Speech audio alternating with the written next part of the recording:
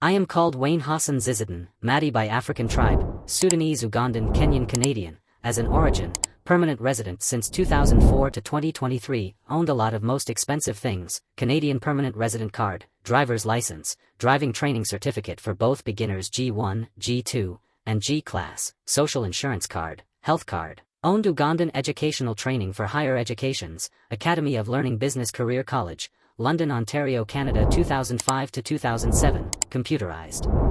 Accountant/payroll administrative, Goodwill customer service, workplace and London Public Library 2008 to 2011, 800,000 housing buildings, 20,000 apartments buildings, 5 billion tons of livestocks, cattles, goats, lambs, poultries, chicken, turkey, duck, eggs and meat, milk productions and meat processing plants, airport, stadium, malls etc.